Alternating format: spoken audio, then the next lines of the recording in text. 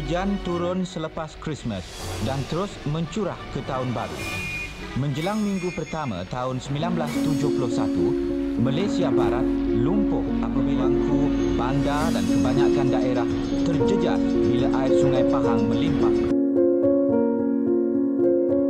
Sejarah banjir paling besar pernah melanda negara kita berlaku pada bulan Januari 1971 sehingga kerajaan terpaksa mengisytiharkan darurat setelah hampir seluruh negara ditenggelami oleh air akibat hujan lebat yang turun tidak henti-henti selama hampir 1 minggu.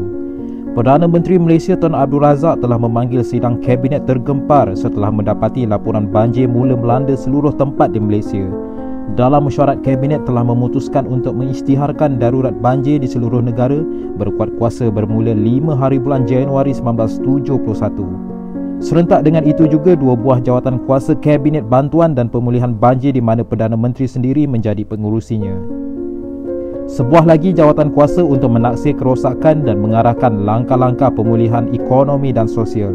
Kuala Lumpur merupakan tempat yang paling teruk dilanda banjir di mana hampir 60% kawasannya ditenggelami air sehingga dapat dilihat di ibu kota Kuala Lumpur bagaikan berada di tengah-tengah lautan.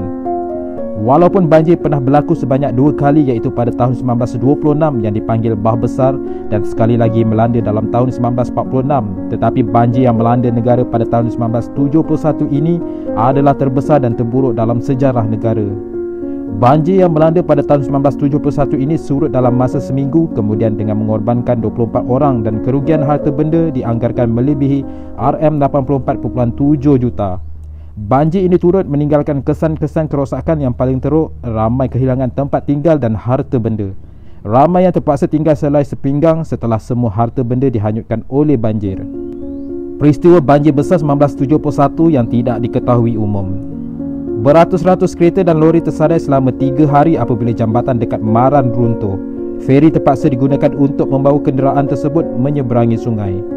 Sultan Abu Bakar iaitu Sultan Pahang hampir mati lemas apabila bot yang baginda naiki bersama rombongannya itu meninjau keadaan banjir telah dinaiki air di Sungai Pahang dekat daerah Pekan.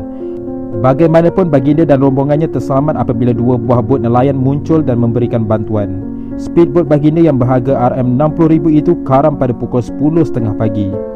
Hamzah bin Haji Saleh dari kampung Pasir Baru, Petaling Bahagia muncul sebagai hero banjir kerana berjaya menyelamatkan 20 orang yang terperangkap dalam banjir besar ini.